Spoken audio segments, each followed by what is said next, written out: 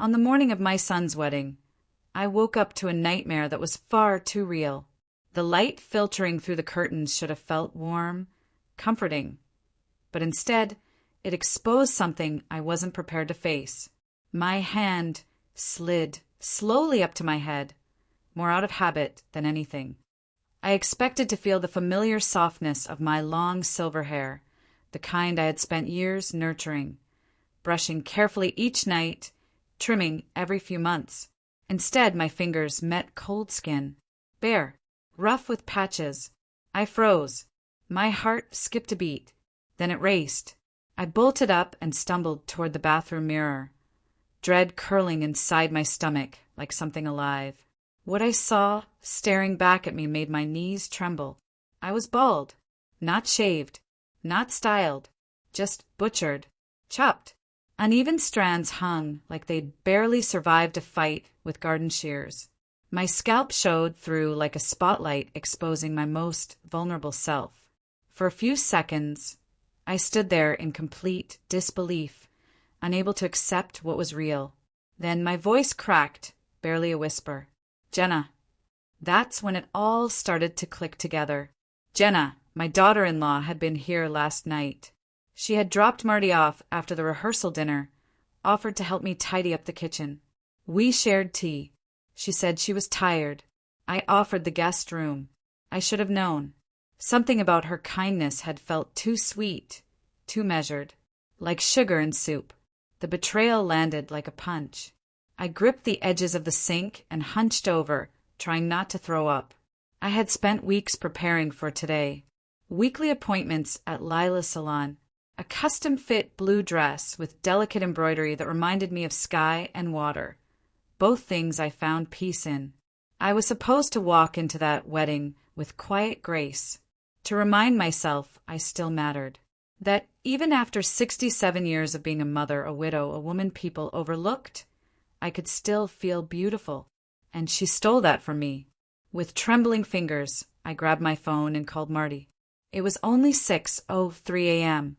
He picked up with a groggy, "Mom?" "She cut my hair, Marty." The words cracked and tumbled like broken glass. A long silence stretched on the other end. I imagined him rubbing his face, annoyed already. "Wait, what? Who did?" "Your wife, Jenna. She cut off all my hair while I slept." "Mom," he said, dragging out the word with that careful tone reserved for children and the elderly. "Are you sure?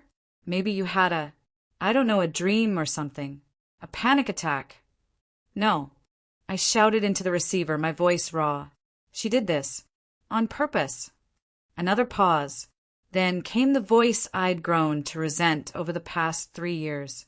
Calm. Patronizing. "You've been under a lot of stress. Maybe we should call Dr. Kimmel. You said your sleep's been off lately." "Marty, stop." I wasn't crying now. I was angry. She came into my room last night and chopped off my hair so I wouldn't look better than her mother in the wedding photos. You know she did. The line went dead silent again before I heard, "We'll come over." I barely had time to wipe my face before they arrived. Jenna floated into my kitchen like she owned it. Hair curled to perfection, soft makeup, bright eyes. She gasped theatrically when she saw me. "Oh, my goodness, Evelyn," she said, pressing a hand to her chest. "What happened to your hair?" "You know what happened," I snapped. She blinked, eyes wide with mock confusion. I'm sorry? Are you saying I did this?" Marty looked back and forth between us like a confused spectator at a tennis match. "She's accusing me of cutting her hair in her sleep," Jenna told him, as if I wasn't standing right there.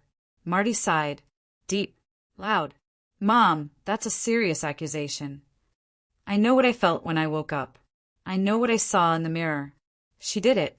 I didn't hallucinate that. Jenna was with me all night. At the hotel. After the rehearsal dinner. "She could have come back," I said, "while I was asleep." Marty shook his head, slowly. "Why would she?" "Because I looked better than her mother, and Jenna couldn't stand that." Jenna drew in a shaky breath, her voice pitched perfectly for sympathy. You told me last week that my mom was nervous about looking older than the groom's side. I was just trying to comfort her. I didn't think you'd twist it into something like this." And just like that, the conversation flipped. Marty wrapped his arm around Jenna's waist protectively. I felt it like a slap. That one movement said more than any of his words. "Mom, you need to apologize," he said. I stared at him, searching his face for any trace of the boy I raised. But he wouldn't meet my eyes, only glanced at my head and looked away. I wasn't his mother anymore. Not the way I used to be. I was a problem, an embarrassment. That moment broke something in me I didn't know could still break. "I need to cover my head," I muttered, more to myself than to them. Jenna smiled like she'd just won. "There's a cute little wig shop downtown. Very affordable. Affordable. From a woman who spent more on hair products than I did on groceries." I didn't say anything. When they left, Marty turned to me one last time. "Please don't make a scene today, Mom. This day isn't about you." The door clicked shut. I sat down in my favorite chair and let the tears come. No holding back. Just grief and rage and shame crashing into each other like waves. He was right. This day wasn't about me. Maybe no day was anymore. And still, they had no idea that I had $2 million sitting quietly in a bank account. The thought came like a flicker of light through the storm. My sister Charlotte's final gift. Her last words echoing in my mind. "Don't tell anyone. Let them show you who they really are first." And they had. Oh, they had. I ended up visiting 3 different stores before I found a wig that didn't make me look like a cheap Halloween prop. The sales clerk tried to be helpful, but her sympathy-laced smile made me want to scream. I chose a synthetic auburn bob that barely resembled my old hair and itched so badly I wanted to claw it off my scalp. But it was better than walking into my son's wedding with a butchered head and no dignity. I didn't sit in the front row. Jenna had insisted it would be more comfortable if I sat with some of the older guests in the third. Her words were wrapped in fake kindness, but the message was clear. Stay out of the pictures. Stay out of the spotlight. I obeyed. That's what mothers do at weddings, right? We shrink ourselves into corners so the new queen can reign. From my seat, I watched her mother, Marion, glide into the front row like a movie star. Her silver hair was professionally blown out, every strand glowing under the chapel lights. Her navy gown hugged her like it had been made for her by someone who knew what elegance was supposed to look like. That should have been me. I should have felt proud. Instead, I felt erased. "Marion looks so graceful," the woman next to me whispered. I smiled and nodded, pretending not to bleed on the inside. I had spent months preparing for this day, not just for the wedding, but for the feeling I thought I'd finally get. Recognition, appreciation, a simple nod from my son that he saw me, valued me, remembered who stood beside him all his life. But that moment never came. Instead, Jenna's subtle cuts over the past 3 years reached their sharpest point right here, in front of everyone I once called family. The wedding went on like a fairy tale. Jenna walked down the aisle like she owned the world, and Marty looked at her the way he used to look at me when he was 5 and afraid of thunderstorms. His eyes were soft, his smile wide, and for a second I wanted to freeze that expression and hold it up to the one he gave me this morning. Cold, annoyed, dismissive. The difference between the two was a gut punch I wasn't prepared for. I remembered a time when Marty couldn't sleep unless I lay beside him. After his father died, we were all each other had. I worked night shifts cleaning office buildings and daytime hours typing invoices at a dental clinic just to keep food on the table. Every exhausted step I took was powered by the thought that my boy would someday live a life I couldn't even dream of. I didn't need much, just the occasional thank you. A card, a hug, something to say, "I see you, Mom." Instead, I got silence. I got distance. I got Jenna. After the ceremony, we moved to the reception hall. I was placed at a table near the back, next to a cousin I hadn't seen since Marty was in middle school, and a woman who used to babysit for the neighbors. Jenna called it thoughtful seating, saying it would allow me to relax and connect with people my own age. As if I needed help figuring out where I belonged. Marion sat center stage, next to the new couple, laughing with the photographer and sipping wine like it was her coronation. I watched her and thought, she's the mother now. I've been retired without notice. But then something unexpected happened. Margaret, Marty's old third-grade teacher, sat beside me. I hadn't recognized her at first, but the way she beamed when she saw me brought back memories of elementary school science fairs and concerts. "You were always at every school event," she said gently, touching my hand. "Rain or shine." I remember thinking, now that's a good mama. I didn't have the words to respond. My throat tightened. I wanted to believe her. I wanted to believe it still mattered. But in the corner of my eye, I saw Marty, clinking his glass and standing with a microphone. He raised a toast, thanking Jenna's parents for their support. "Marion," he said, "your grace, your kindness, your guidance, it means the world to us. You welcomed me into your family like your own." I waited for the mention. Just a line, a moment, a glance, nothing. He talked about Jenna's father's business advice. He thanked friends who helped with wedding planning. He thanked Jenna's cousin for flying in from Chicago. He didn't mention me. Not once. Not for the sleepless nights. Not for the sacrifices. Not even for the wig I was wearing to hide the damage his wife had caused. My chest burned as the guests clapped. I stood quietly and walked toward the bathroom. In the harsh fluorescent light, the wig looked even more fake. I stared at my reflection and saw a stranger, a tired woman in borrowed hair and a borrowed smile. But then I saw something else. Not sadness, not pain, anger. Sharp, quiet, controlled. The kind of anger that doesn't scream, it simmers. It calculates. It waits. I had $2 million sitting quietly in a bank account that no one in this room knew about. Money my sister, Charlotte, left me, whispering with her last breath, "Don't tell anyone. Let them show you who they really are." They all had, especially Marty, especially Jenna. I wasn't going to scream or throw a fit. I wasn't going to argue or beg. I was going to disappear in a way they never expected. But first there was cake. I walked back just in time to see Jenna near the head table, wine glass in hand, surrounded by a cluster of laughing guests. Her voice cut above the music. "You should have seen her this morning," she giggled. She actually thought I snuck in and cut off her hair in her sleep. Laughter exploded around her. One woman gasped, she said that. "Oh my God." "Can you imagine?" Jenna replied, placing a hand on her chest in feigned pity. "Poor thing's getting so paranoid.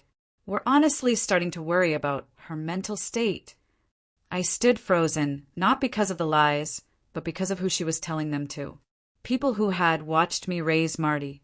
People who had seen me show up at every PTA meeting, every field trip, every scraped knee.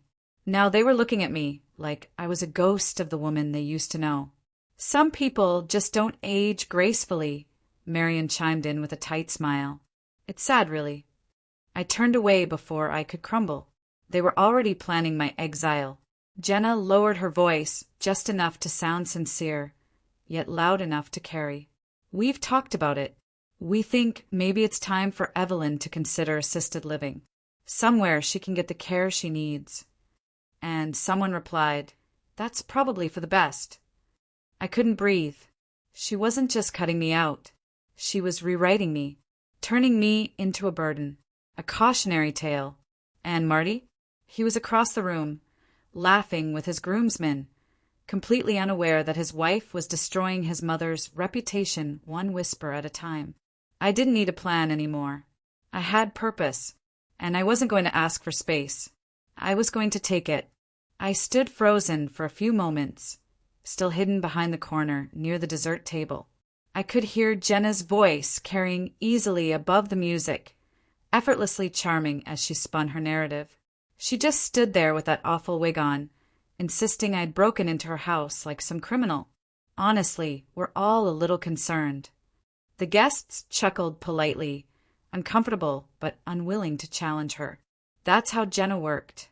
She wrapped cruelty in ribbons, made slander sound like concern. And it was working. Every nod, every sideways glance, every sympathetic smile in her direction tightened the noose around my dignity. And then she saw me. Oh, there she is now. Jenna chirped, her face lighting up in that perfect performance smile. Evelyn, we were just talking about you. I stepped forward, legs heavy like I was walking underwater. Every eye turned to me. I could feel it, the way they looked at me like I was fragile, confused, like a storybook character they were told had lost her grip on reality. How are you feeling, dear? A woman asked gently, as if addressing a child recovering from a fall. I'm fine, I said, voice low but steady. Of course you are, Jenna replied quickly, placing her hand on my arm in what looked like a gesture of support, but felt like ownership. We're all just so worried about you. Worried. That word did more damage than outright accusations ever could. It was a shield, a veil, an excuse to control someone under the pretense of kindness. Jenna looked around at the group, her tone shifting to something brighter, more helpful. Marty and I have been talking, and we think it's time for Evelyn to focus on herself. Maybe find some hobbies, a book club, gardening. Step back a little. The group nodded, murmured agreement, smiled politely. None of them saw what was happening, how she was rewriting my role in real time, reframing me from mother to afterthought. What exactly are you suggesting?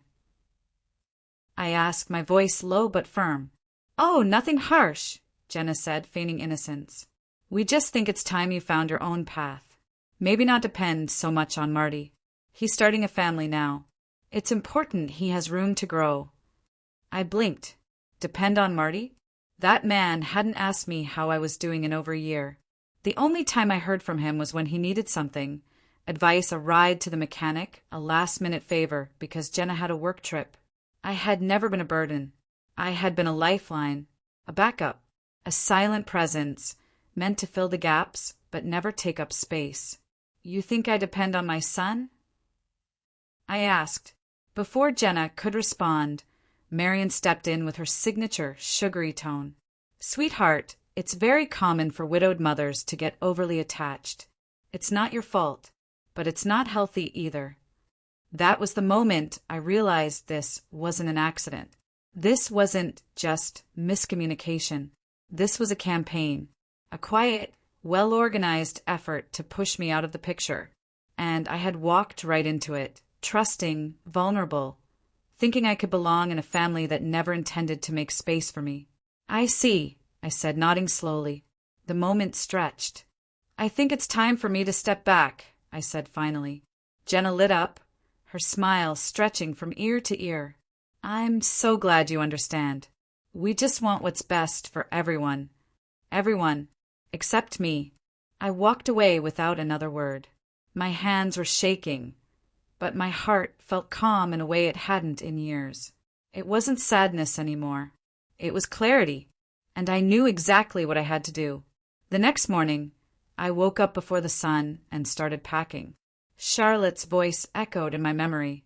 Watch how they treat you when they think you have nothing. I had watched. I had waited. I had given every benefit of the doubt. Now I was done. I called Robert, the attorney who had handled Charlotte's estate. I need to make some changes to my will, I said. He didn't ask questions, just scheduled me for Monday. Next, I called Janet Morrison, the real estate agent who had sold me my house when Marty was 10. I'm thinking of selling, I told her. She sounded stunned. But Evelyn, you've lived there for 20 years. That's your home. It was, I replied.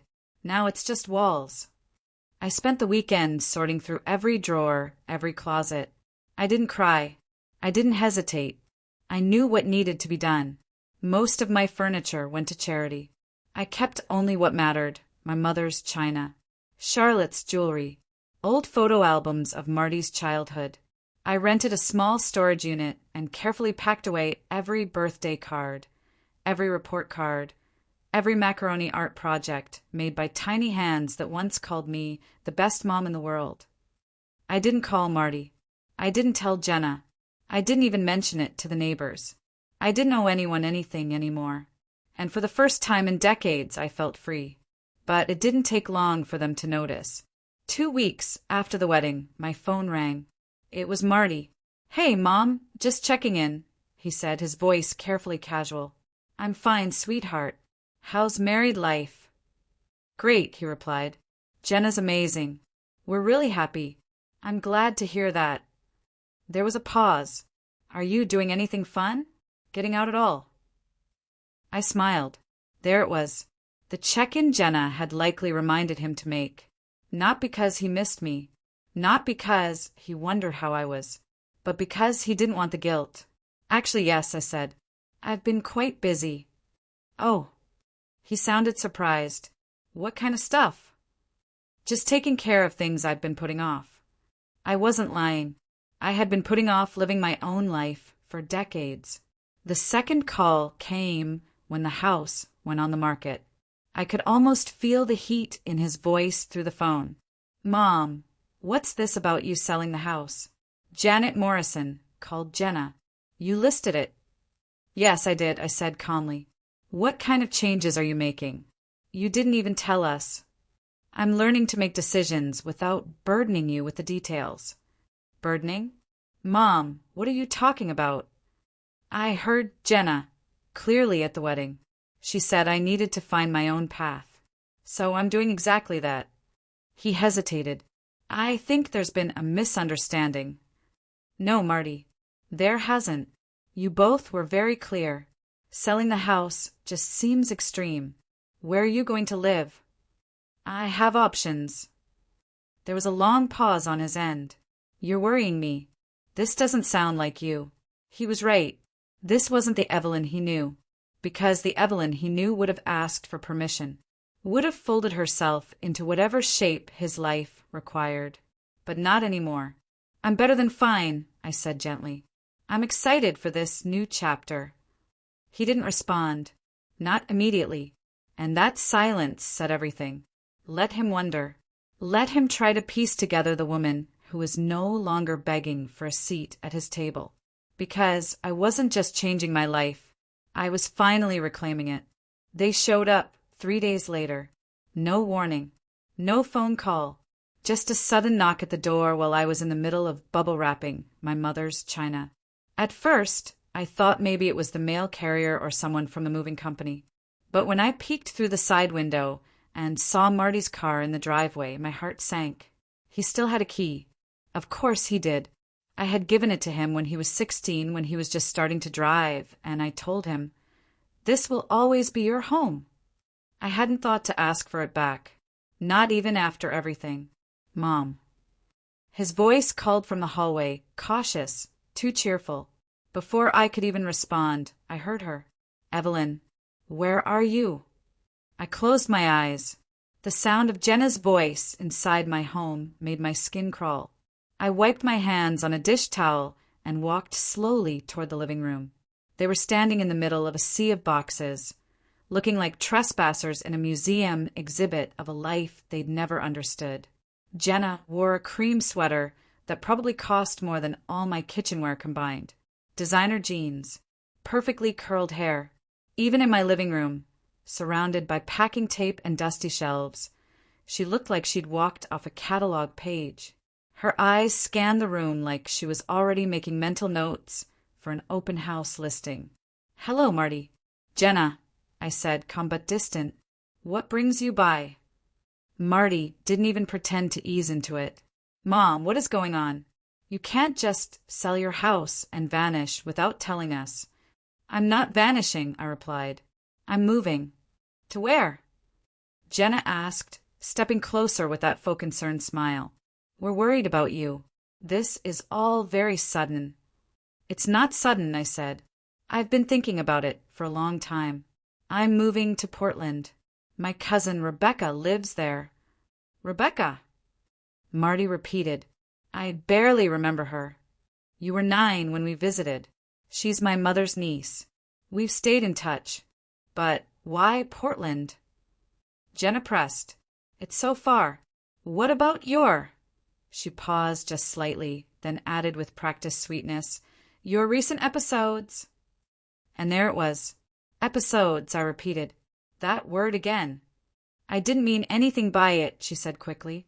Just after the wedding, with the confusion and all. You mean the confusion when I accused you of cutting off my hair? The thing you later turned into a joke in front of a crowd. Jenna's expression tightened, her lipstick-perfect smile cracking for just a second. I never said you were unstable. You said I needed assisted living. I didn't. You did, I said firmly.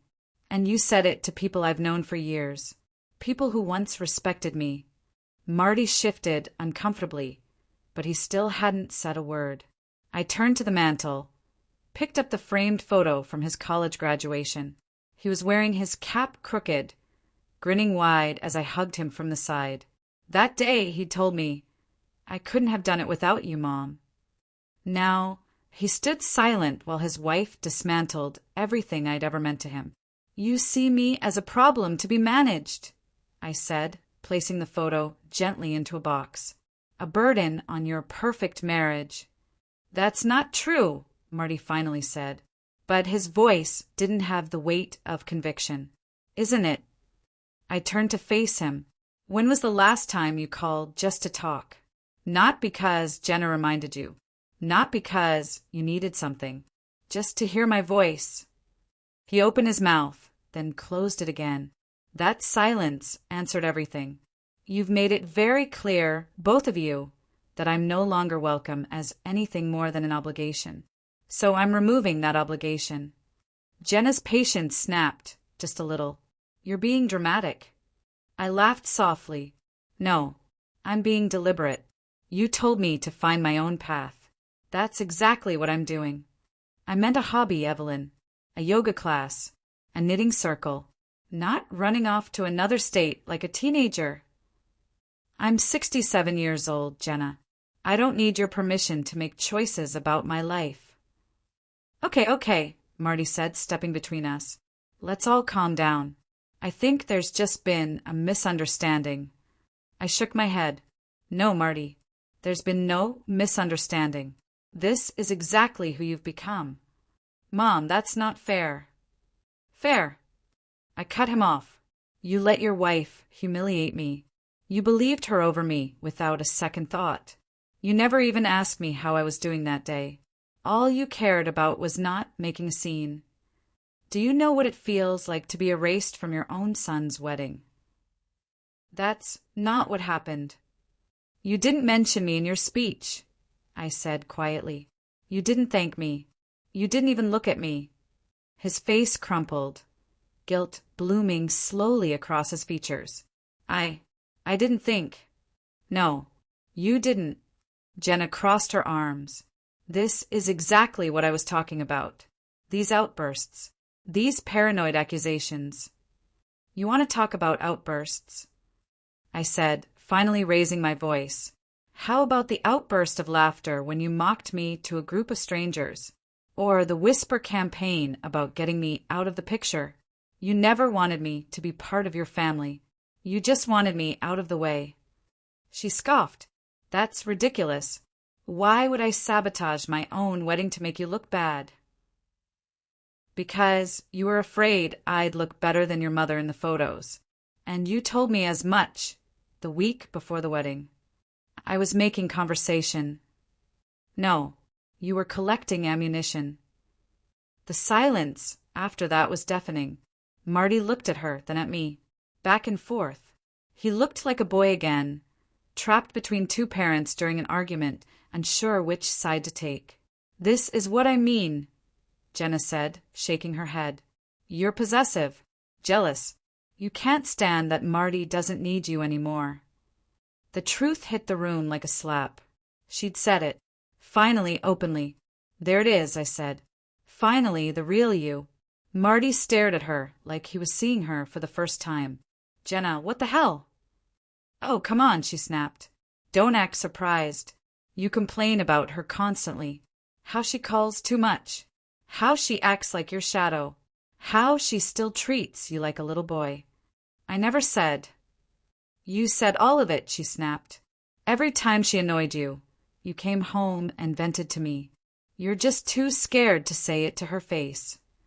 And there it was, the last string holding us together, the one built from shared pain, shared love, snapped quietly inside me. Not anger, not grief, just release. I see, I said. Marty stepped forward. Mom, I didn't mean. Yes, you did. I picked up another photo. Marty, aged 6, with frosting on his nose. I wrapped it in tissue and placed it in a box. I have been possessive, I said, because for 35 years you were the center of my world, and I forgot how to be the center of my own. My voice didn't shake. I accept it now, I continued. So here's what's going to happen. I'm moving to Portland next week. I'm starting a new life with people who actually want me around. You two can build your perfect little family without the burden of dealing with me. Mom, please, Marty said. We can fix this. No, I said. We can't, because this isn't a misunderstanding. This is who you are now, and no amount of love from me is going to change that. I walked to the front door, opened it, and looked at them both. I think you should leave. They didn't move for a moment. Then Jenna grabbed Marty's arm and pulled him toward the door. Fine, she snapped. But don't expect us to come running when you realize you've made a mistake. They left, and I stood there, surrounded by half-filled boxes and the quiet hum of a house that had finally gone still. And then something unexpected happened. I exhaled and felt free. 6 months later, I was standing in my new kitchen, barefoot, a mug of fresh coffee warming my palms, and rain tapping gently against the window panes. It was one of those quiet mornings that asked nothing of you except to exist. The kind of morning I hadn't known in years. The kind of morning that didn't demand performance, approval, or sacrifice. The house I'd moved into in Portland wasn't grand or flashy, but it was mine. A small, one-story cottage with creaky floors, walls painted in soft greens and blues, and a garden that bloomed with wild lavender and overambitious tomato vines. My cousin Rebecca had welcomed me like I was returning from war, not just from a life I had allowed to shrink around me. She offered her guest room, introduced me to her friends, and folded me into her community with grace and zero expectations. No one here cared what brand of shoes I wore. No one measured my value by how quietly I stayed out of the way. Within the first month, I had joined a hiking group for seniors, a book club that met at a cozy coffee shop every Thursday, and started volunteering once a week at the Children's Hospital, reading bedtime stories to kids who missed home. My hair had grown back. It was shorter than before, silver and soft, and I had it styled exactly how I liked it by a sweet woman named Sarah who ran a modest salon down the block. Sarah never asked about my past. She just washed, snipped, and listened when I felt like talking. I was, for the first time in my adult life, living a version of myself that wasn't tied to someone else's needs. And then one afternoon a letter arrived. It was postmarked from my old town, forwarded to my new address in a neat manila envelope. I recognized Marty's handwriting instantly, the same looped letters I used to see on spelling tests and Mother's Day cards. The same handwriting that once wrote, "I love you to the moon and back." I didn't open it right away. I let it sit on the kitchen counter next to the lemons and the mail from the water company. I made dinner, cleaned up, sat with a book. But eventually, curiosity tugged harder than caution. When I unfolded the letter, the words spilled out fast, desperate, aching. Dear Mom, I've been trying to reach you for months. I know you're angry, and I know we hurt you. I'm writing because I need you to know that things with Jenna, they're not what I thought they were. I paused. My breath caught. She's changed since you left. Or maybe she didn't change. Maybe I just didn't see it before. She's colder now. Controlling. Last night, she told me I had to choose, her or you. She said if I even tried to contact you, she'd take it as a betrayal. I almost smiled. The mask had finally slipped for him too. I keep thinking about what she said at your house, about me venting to her, about you always managing my life. And she was right about one thing. I did complain sometimes.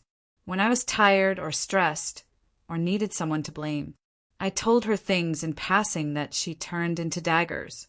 I didn't think about how she would use my words. I didn't think about how they would cut you. I sat down at the kitchen table, my hand resting over the rest of the letter. The silence of the house wrapped around me like a gentle blanket, but it didn't feel empty. It felt earned. I remember when I was 8 and I thought there was a monster under my bed. You didn't just tell me it wasn't real. You got a flashlight and crawled down there with me.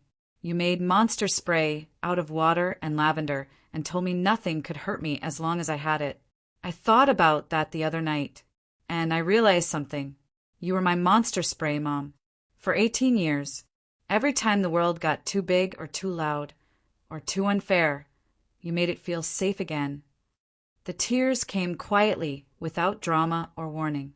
They weren't angry tears anymore, just soft, grieving ones for the years lost. The thank yous never said. The misunderstandings that had shaped the wrong versions of us in each other's lives. I didn't understand what it meant to be loved like that. I thought needing protection made me weak. I didn't see that it meant I was cared for, so deeply, so fully, that I never once had to question whether someone had my back. I see that now. I'm sorry it took me so long. The letter ended simply. I know I don't deserve forgiveness, but I'm asking anyway, because the thought of living the rest of my life without my mother, without the woman who gave up everything for me, hurts more than I can describe. Love, Marty. I folded the letter gently, laid it on the table, and stared out the window for a long time. The sky had shifted to a warm orange. Birds were gliding low over Rebecca's garden. I could hear her humming a song I didn't recognize as she pulled weeds from the flower bed. Then my phone rang. Rebecca. Pet dear, she said, using the nickname she'd called me since we were kids. Would you mind having dinner tonight instead of tomorrow? My nephew's in town, visiting from Seattle. He's about your age. Widower. Lovely man. Loves to read. I laughed softly through my breath. Rebecca had made it her personal mission to introduce me to every eligible senior within a 50-mile radius. Not because she thought I needed someone, but because she genuinely believed love, at any age, could be a fresh start. And maybe she was right. That sounds lovely, I said. And I meant it. After hanging up, I walked to my writing desk and pulled out a piece of cream-colored stationery with my new address embossed at the top. I sat down and picked up a pen. Dear Marty, thank you for your letter. It meant more than you know to hear you acknowledge the mistakes that were made. I paused. I need you to understand something. I didn't leave because I stopped loving you. I left because loving you was destroying me. For too many years, I made you the center of my world while I disappeared into the background. That wasn't healthy for either of us. I've built a new life here. I have friends who value my company, activities that bring me joy, and for the first time in decades, I'm living for myself. I won't give that up, even for you. If we're going to rebuild a relationship, it must be on new terms. I won't be the mother who sacrifices everything again. I won't be the emergency contact who drops everything when you call. I won't fill the gaps that someone else created. But if you want a mother who knows her worth, who has rediscovered her joy, who can love you deeply without disappearing into the process, then maybe we can find a way forward. I sealed the letter, placed it beside my purse, and went to get ready for dinner. I didn't know what the future would bring, but I knew one thing with absolute certainty. I wasn't walking backward anymore. The next morning, sunlight filtered gently through the white curtains in my bedroom, casting soft golden patches across the floor. I stretched slowly, savoring the quiet. No urgent texts, no tense voicemails, no dread creeping in before my feet even touched the ground. Just peace, a warm mug of coffee, birdsong from the windowsill, and the promise of a hike with people who wanted me around not because I was useful, but because they enjoyed my company. I packed my day pack with a water bottle, a light jacket, and the little peanut butter crackers Sarah always liked to share halfway up the trail. Before stepping outside, I paused by my desk. Marty's letter sat tucked in a drawer. I hadn't reread it since I replied, but I thought of it often, his words, his regret, and the image of him finally confronting the truth about Jenna. And still I hadn't heard back. No response to my letter. No follow-up. No calls. I didn't know what that meant. Maybe he was angry. Maybe ashamed. Maybe he didn't know what to say. But I wasn't waiting. Not anymore. The hike was beautiful. Mist rising from the earth like steam from a slow-boiling pot, the leaves damp and glistening under the trees. I walked beside David most of the way. We didn't talk the whole time, and I appreciated that. Some people try to fill every silence. David let it stretch. Breathe, mean something. Halfway up, Sarah pulled out a small thermos and poured us all a bit of cinnamon tea she'd made. We sat on a mossy log, sipping slowly, watching the sun break through the trees. No one asked about my son. No one mentioned my past. And I didn't feel the need to bring it up. This life didn't require explanation. It simply accepted me. When I returned home, my legs were pleasantly tired and my cheeks still a little pink from the wind. I showered, wrapped myself in a robe, and made a late lunch. And that's when I saw it. Another letter, this time not forwarded, but addressed to my Portland address directly.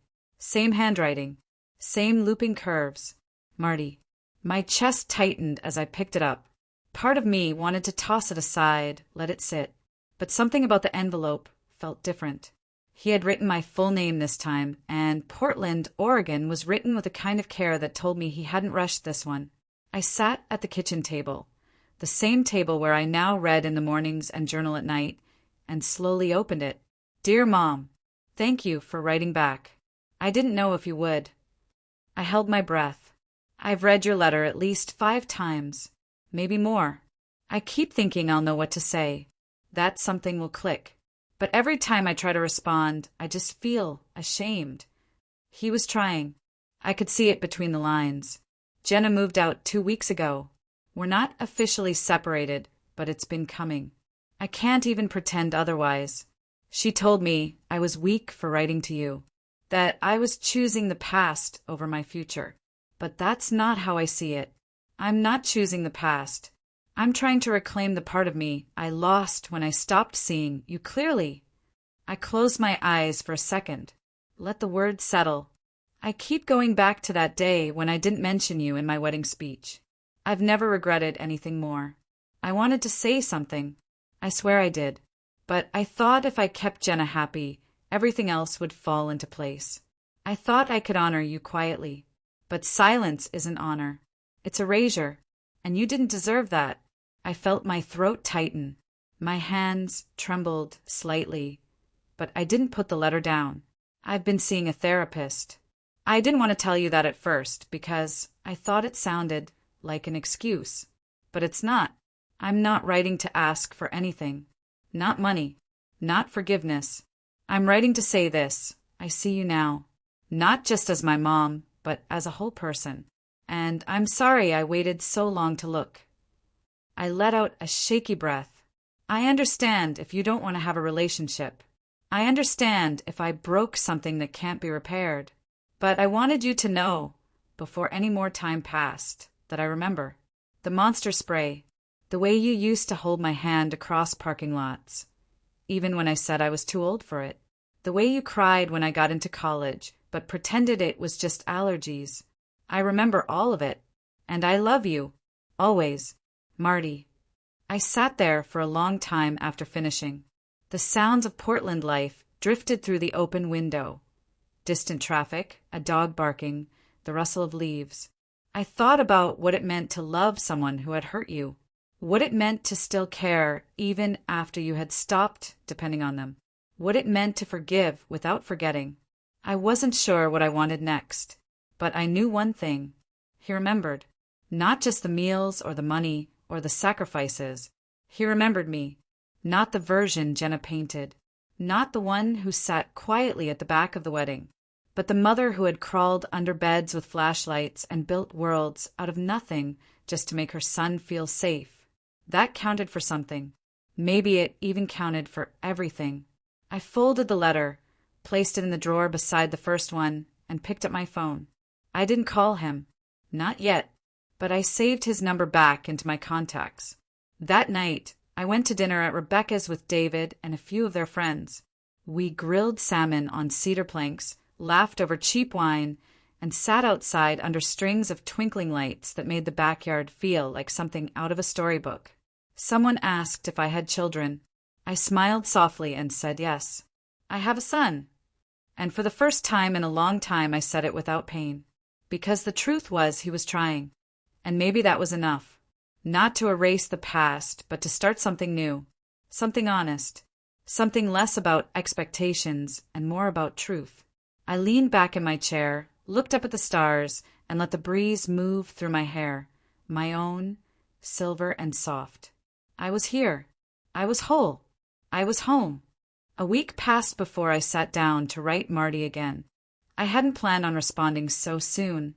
I thought maybe I needed more time to decide what I wanted. But something about his second letter settled in me. Not like a wound reopening, but like something finding its place after being lost for too long. I made myself a cup of tea, cinnamon, and honey, then opened my drawer and pulled out another sheet of that same cream-colored stationery. My hands didn't tremble this time. They moved slowly, thoughtfully across the page. Dear Marty, I read your second letter several times. Not because I didn't believe it, but because I needed to feel it. And I did. I'm proud of you for seeking help, for reflecting, for remembering. Those are things people twice your age never manage. And I'm glad you're starting to see yourself more clearly. But more than that, I'm glad you're starting to see me. I'm not angry anymore, Marty. I think I was for a long time. Not just at you, but at myself for disappearing. For making myself small so everyone else could shine. For confusing love with self-erasure. And maybe I allowed it too long. Maybe I should have spoken up sooner. But I was doing what I thought mothers were supposed to do. Hold everything together, quietly, no matter how heavy it got. I stopped writing for a moment and stared out the window. Across the street, Mrs. Chun was trimming her rose bushes again, wearing her wide-brimmed sun hat. She looked up and saw me watching, smiled and waved. I waved back. Portland felt like home now, not because it was flashy or perfect, but because it asked nothing of me. I could show up exactly as I was, tired or laughing or silent, and I was still welcomed. I returned to the letter. Jenna leaving wasn't your fault. That was her decision, and her choices are her own to carry. I don't celebrate your pain, Marty. That's never what I wanted. But I do hope this time gives you space to look in the mirror and see someone worthy. Not because you're useful or agreeable, but just because you're you. And if that someone wants a relationship with his mother, then yes, my door is open. But I need to be honest with you too. I love you, but I will not go back to who I was. I won't fold myself to make anyone else more comfortable. I won't silence myself to keep the peace. I won't be erased. I've found joy here, in books, in walks by the river, in conversations that don't end with guilt or obligation, in the kindness of strangers who quickly became friends. I have a life now, Marty, not a waiting room. And if we're going to build something new, you'll have to meet me here as an equal, not as someone waiting in the wings. That's the only way forward. I signed it simply. Love, Mom. I folded it gently, sealed the envelope, and set it near the door to mail in the morning. That night, I met David at the park for an evening walk.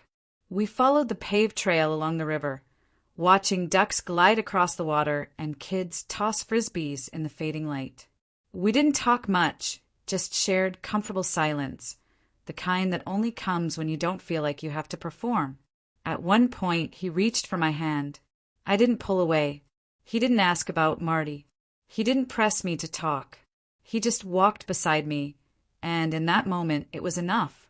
Later, as I climbed into bed and pulled the covers up to my chin, I felt a small smile stretch across my face. Not because everything was perfect, but because I no longer needed it to be. I didn't know what Marty's next move would be. I didn't know if we'd speak in a week or a year. But I knew who I was. And for the first time in a long, long while. That was enough. A few weeks passed. The trees outside my window had begun to shift, trading green for gold, their leaves falling slowly, like they were reluctant to let go. Portland in the fall had a quiet kind of magic to it. The mornings were brisk, the evenings came early, and the air smelled like wood smoke and rain.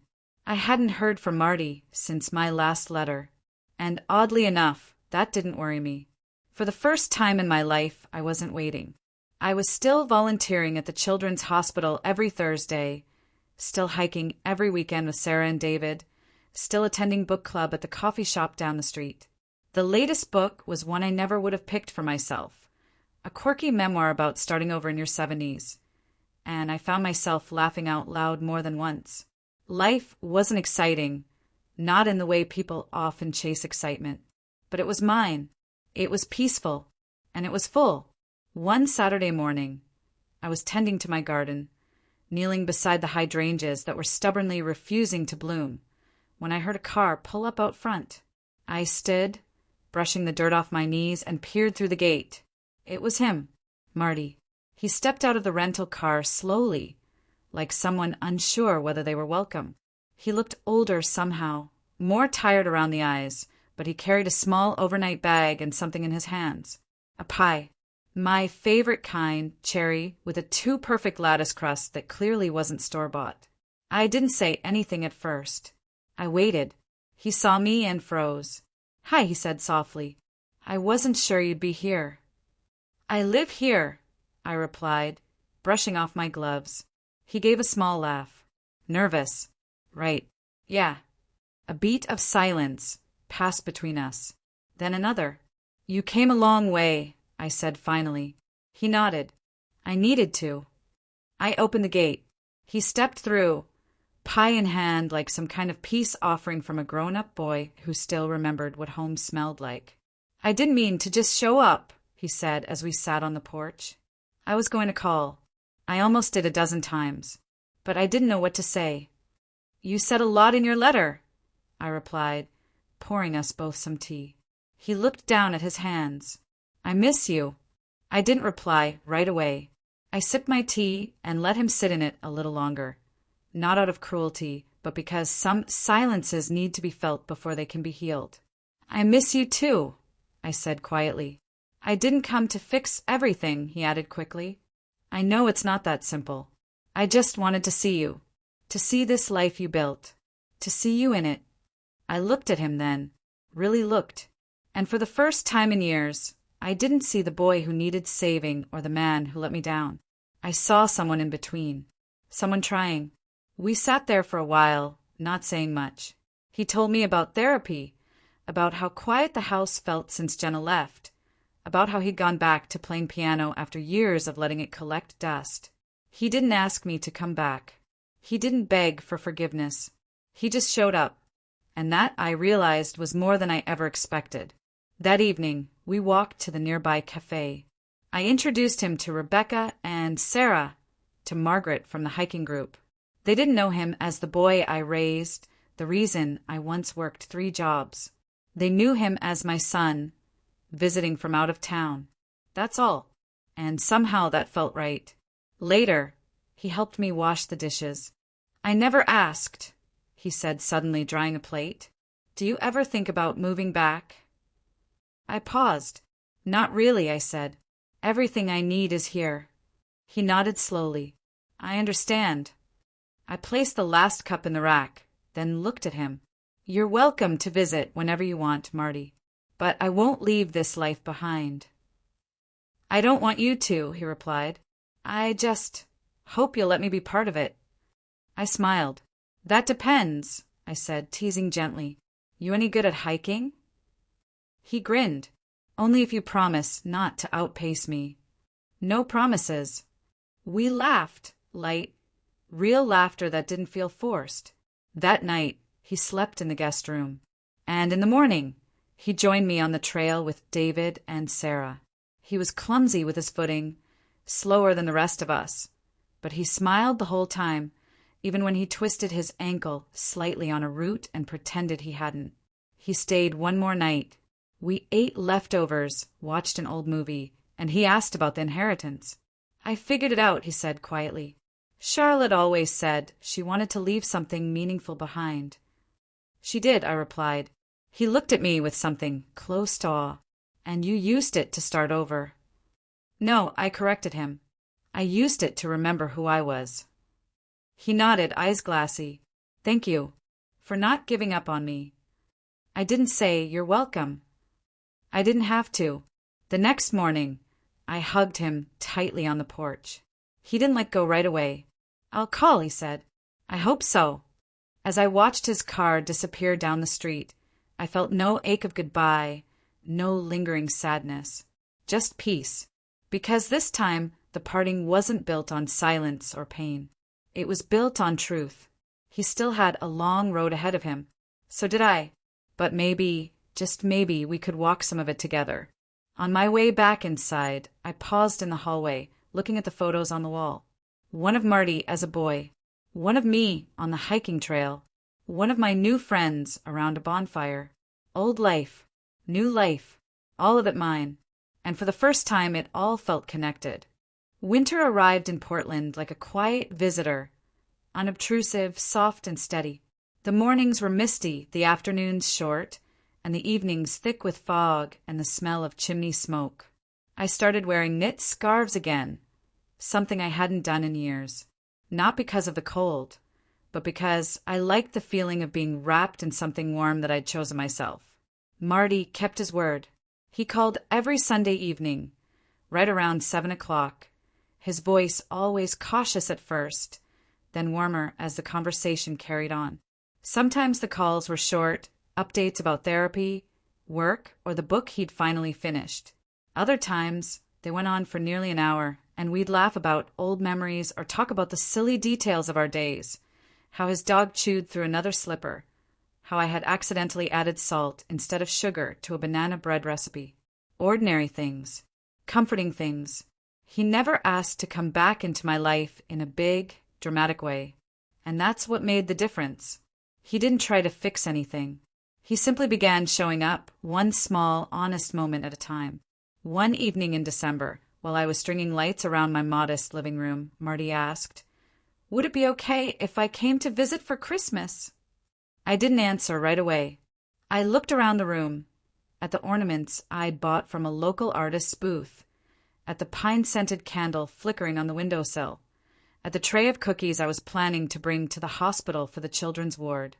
Then I looked at the tiny 2-foot tree in the corner and smiled. "I'd like that," I said. He arrived 2 days before Christmas with a small suitcase and a new energy I hadn't seen in years.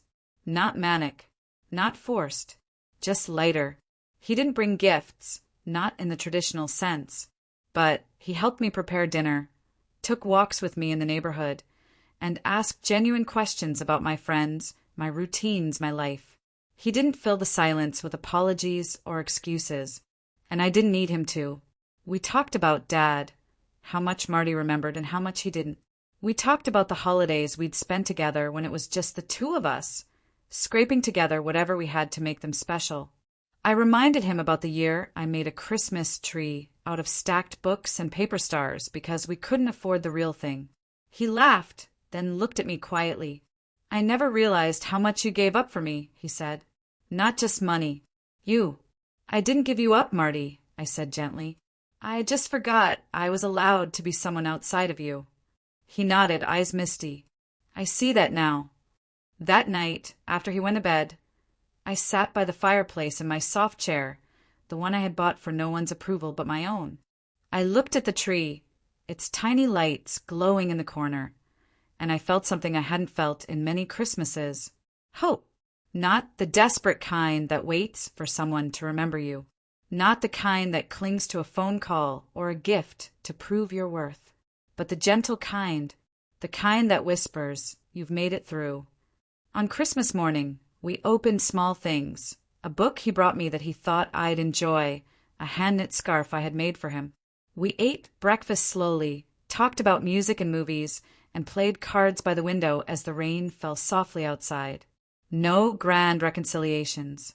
No declarations. Just presence. And that, I realized, was what I had been missing all along. Not perfection. Not control. Just someone being fully there, not out of obligation, but out of choice. Marty stayed through the new year. On January 2nd, when he hugged me goodbye at the train station, he said something that stayed with me long after he left. "You saved me once when I was a kid, Mom, with Monster spray and bedtime songs and hot cocoa when I was scared. But I never realized until now you were still saving me well into adulthood, just by loving me when I didn't deserve it, just by waiting until I was ready to come back." I held him tighter than I meant to. "You came back to yourself first," I whispered. "That's why you could come back to me." After he left, I walked home alone. The air was crisp, the sidewalks quiet, and my heart felt full in a way that had nothing to do with romance or family or money. It had everything to do with truth, and healing, and choice. I spent the next few weeks returning to my rhythms, volunteering, walking with David, checking in with Rebecca, reading the next book club selection. But I carried something new with me, an open window where a closed door used to be. One Thursday morning at the hospital, a little girl named Ellie tugged at my sleeve. "Miss Evelyn," she whispered as I finished reading her story, "do you have a family?" I smiled, brushing her curls back from her forehead. "Yes," I said, "a growing one." She beamed like I'd just told her a secret. And in a way I had. Family wasn't just blood or holidays or matching last names. Family was anyone who looked at you and said, "You matter. You always did." I had found it here, and I had finally found it in myself. Spring came early that year. The cherry blossoms bloomed in delicate pink waves along the sidewalks, and my little garden exploded with life. Tulips, daffodils, even the hydrangeas finally decided to bloom. Portland felt softer, brighter, like the city itself was exhaling after a long sleep. So was I. It had been almost a year since I left my old life behind. A year since I sat in my dim kitchen, heartbroken and humiliated, wondering where I fit into a world that no longer had space for me. And now, I didn't just have space, I had roots. My Thursday mornings at the children's hospital had turned into something more permanent. I'd been asked to lead a new reading circle, and I accepted with joy. My hiking group had expanded, and David, steady, kind, and thoughtful, had quietly become a part of my every week. We didn't label anything. We just existed side by side, and that was more than enough. Marty still called every Sunday. The conversations were easier now, lighter. Not every call was deep, but every call was real. And real, I had learned, was far better than perfect. On Mother's Day, he sent me a card with no glitter, no long poem, just a handwritten message that said, "I see you now, Mom, and I love who you are." That was all I ever wanted. I framed it. One sunny afternoon in May, I sat in the garden with a pitcher of lemonade, watching a butterfly dance between blossoms. Rebecca joined me, plopping into the chair beside me, her arms full of fresh herbs. "You know," she said, wiping her brow, "you look 10 years younger." I laughed. "I feel 100 years wiser." She grinned. Funny what peace can do to a woman. I looked around, at the wind chimes, the laundry drying on the line, the comfortable clutter of a life I chose, and finally at the woman I had become. I had been erased. I had been hurt. I had been made to feel small. But now I was whole. And it didn't come from being praised or needed or perfect. It came from letting go. Letting go of the version of motherhood that demanded self-destruction. Letting go of love that only existed in silence. Letting go of guilt, of the need to be chosen, of the idea that aging meant vanishing. I hadn't vanished. I had bloomed, maybe a little late, but beautifully, completely. And this time for myself.